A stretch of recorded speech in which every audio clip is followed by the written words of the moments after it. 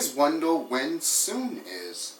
Hello YouTube fans, this is Del Scarcon. Don't forget to like, comment, and subscribe. This looks different. But anyways, I'm here to talk about Alice Through the Looking Glass. But before I talk about the trailer, I want to talk about the movie, the Tim Burton movie. I know I haven't reviewed it, but I do want to talk about this version, Tim Burton version. When I first saw the movie, when I first saw the trailer to the Tim Burton's Alice, I was like, oh my god, this is awesome. Two things coming together. How can you go wrong? Oh my god, how could you go wrong? Alice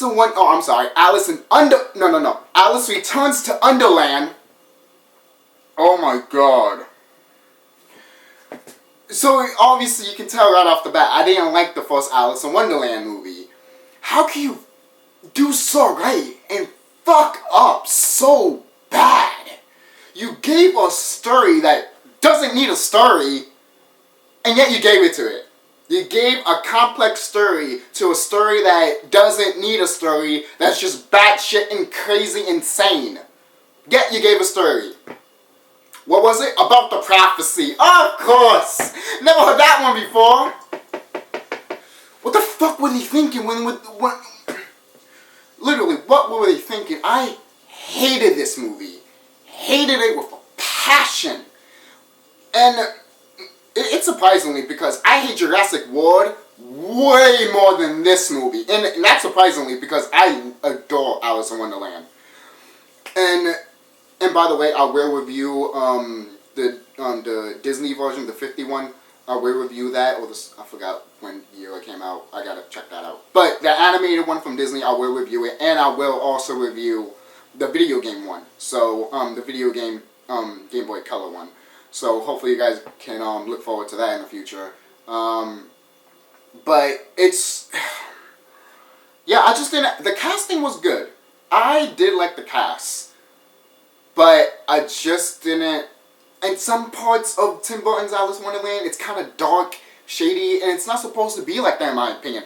Wonderland is supposed to be bright and colorful, you know? And it's supposed to be trippy as fuck. Yes, they did that in the first movie, and then in this trailer, it's still trippy. But in this trailer, I could say that this trailer has bright, colorful. Literally, it's bright and colorful, which should have been in Tim Burton's Alice in Wonderland, in my opinion. Literally, how can you go so right and yet so wrong at the same time? I couldn't get it. I couldn't comprehend what I watched of Tim Burton's Alice in Wonderland. And then when I heard they were making a sequel, which is like the third one, so it's called... What is it called now, huh? Well, let's change our name to what? Lilith in Underland. Oh, I'm sorry. Since it's Through the Looking Glass, it probably should call it Through the Drunken Mirror. I'm dead serious. But I did read the first Alice in Wonderland book, but I didn't read the sequel, Through the Looking Glass. But I do. So, anyways, that's my thoughts on the Tim Burton version. Let's talk about Alice Through the Looking Glass. Now, let's see. Now, I do like some parts of this trailer. Like right now, it started all nice and colorful, which it should have been. This type of color right here, that's kind of dark, but it shows lighting. That's why I didn't see in the Tim Burton version. It was mostly dark and black, in my opinion.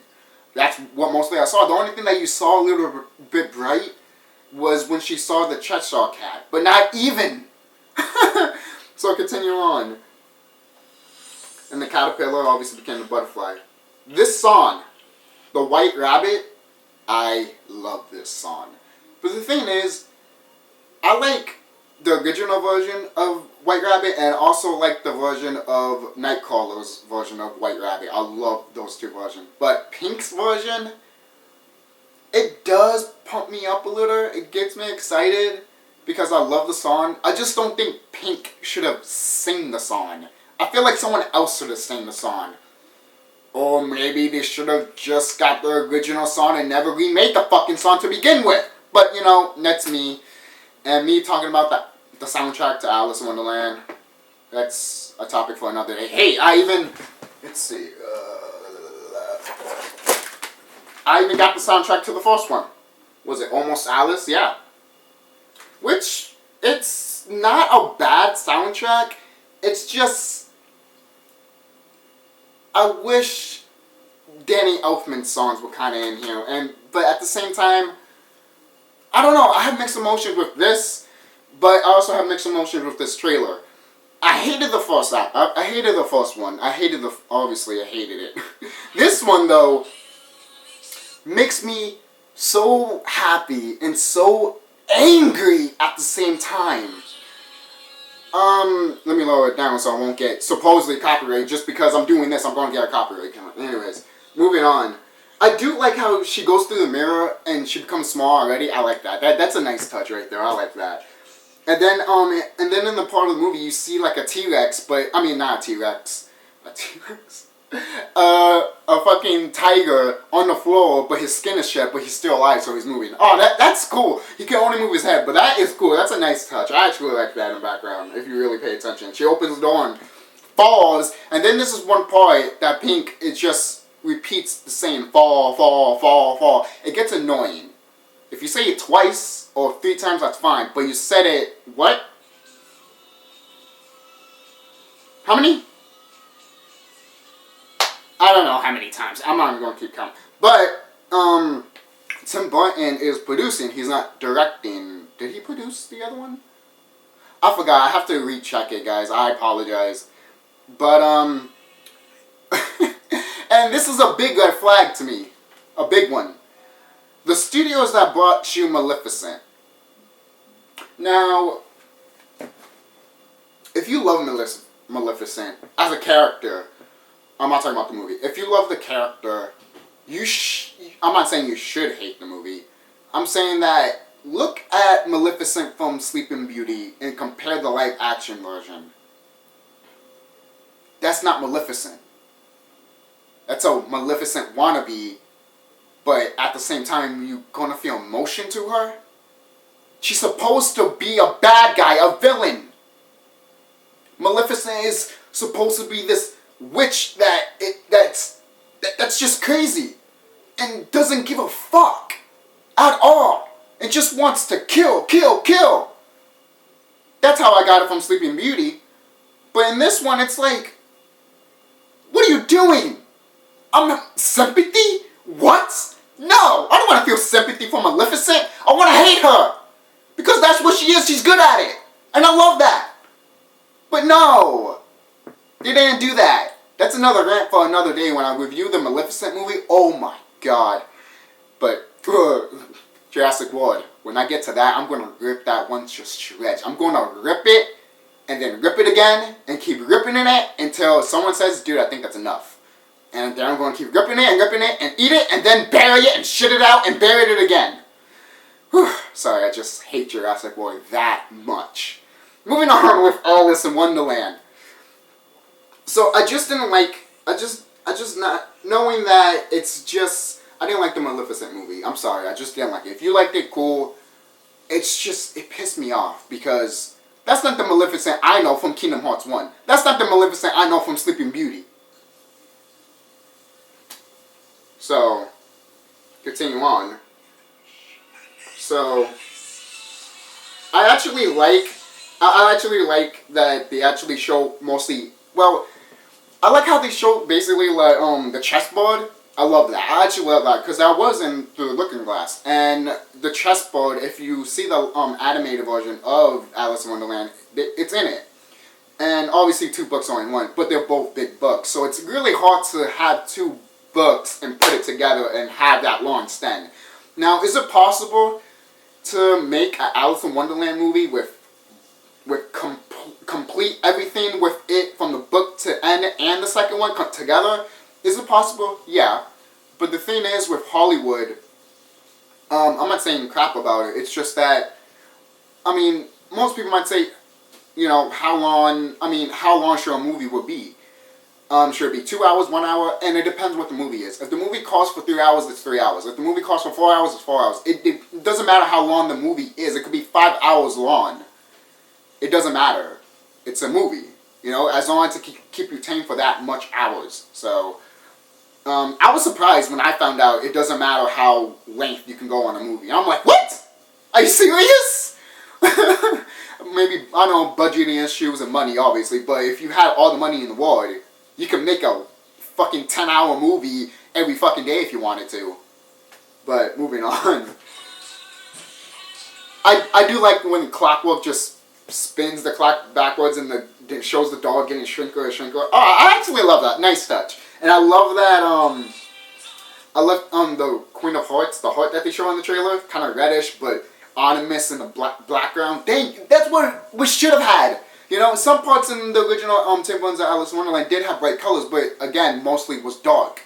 This is bright, but you see more of the bright than the dark. For kind of loud, I can actually see the details on the fucking door.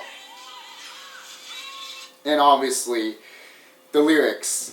The queen wants her head, and then all of a sudden she screams, and then you see the Red Queen saying, I want her head. You know what? If you take it as a sexual thing, it's kind of fucking hilarious. I want her head. But that's just me. But I did have a problem with it when she said it, and the song said it in the trailer. I had a problem with it because if you say it in the song, you should not say it in the trailer when the actor is saying it. You know? It doesn't make sense to me. Why would you say it twice in the trailer? It doesn't make sense to me. But whatever, they did it, and it just cracked me up. I hated it at first, but now it's just making me laugh as fuck. So, it's coming out this May, which is awesome. So, again, this is a good cast. This is a good cast. And I can't wait for this movie. It's just that I don't want to be disappointed again with Alice in Wonderland. And is this the Alice in Wonderland movie am I going to get that I've been waiting for years from Disney? Well, I mean, fuck. I mean, this is a perfect representation of Alice in Wonderland. And to know that Disney kind of went out of the way to remake it, it's like, why did you even remake it? You have a good classic here too. I know when this movie came out, it didn't make a lot of money for Disney. But over time, it became a cult classic. And Disney knows that. And the Tim Burton's Alice in Wonderland made huge, huge money. So that's why they made a sequel.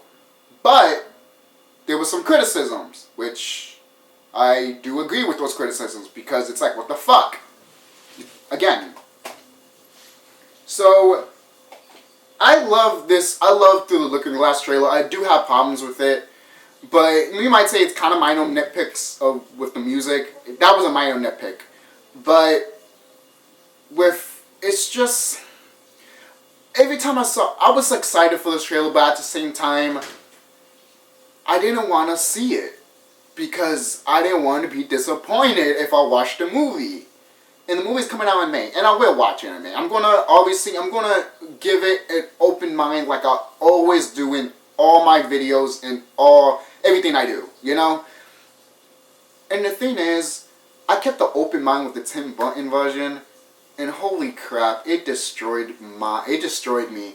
Literally, I sat down and I was like, great, let's get tripped out and go into a war that's nonsense and wonder. And yet, we barely even got that. They had some parts, but at the same time, we barely even got that. American McGee's Alice can do, again, better interpretation of Alice in Wonderland than Tim Burton can. I could probably do a better interpretation of Alice in Wonderland than Tim Burton. And I'm not criticizing Tim Burton. I love Tim Burton. I love him. I literally love Nightmare Before Christmas. I love Frankenweenie. I love, what's that movie? Ed Wood. Freaking, I love those movies. Yeah, Mars Attack. Yeah, crappy movie, but if you look at it as a Gremlins perspective, it's actually a really fun movie. So I actually like Mars Attacks. I don't know, a lot of people, I grew up with that movie and I loved it. But this Alice Through the Looking Glass, I'm hyped. I am. just like the first time I was looking at the Alice in Wonderland trailer.